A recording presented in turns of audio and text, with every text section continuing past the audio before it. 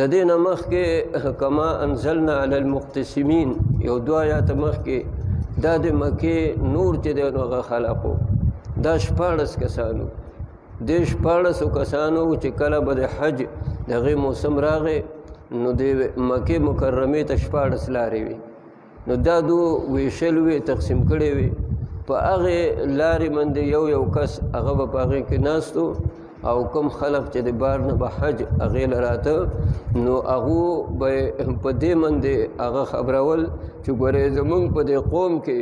یو سړی هغه پیدا شوی دی هغه ساحر هم دی معاذ الله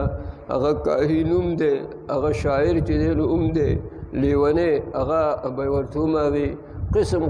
هغه خبرې هغه به په نبي کریم صلی الله علیه وسلم پسې کولې او دا به ورته هغه وي چې ګوره د هغه خبرې هغې ته به غوږ هغه نه ږدی یو سړي باره کې هغه راځي هغه خپل غوږ کې مالو چیښي او نان هغه چې دی نو ایښي چې چېرته هغه نه چې زه غیر شعوري طور باندې د نبي علیه السلام خبره هغه واورم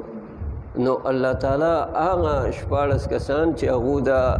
14 لارې هغه ځان هغې تقسیم کړي او ویشلې وي او د نبي علیه السلام خلاف هغه به پروپاګانډې او ډرامې کولې الله تعالی هغه خلق هغه ما تباه کړ کما انزلنا علی المقتسمین الله تعالی پیغمبر علیه السلام ته وایي چې دا کوم چې ژوندي دي او دا کوم چې باقي دي دوله بم زه دقه شان چې دی نو عذاب هغه ورکوم لکه هغه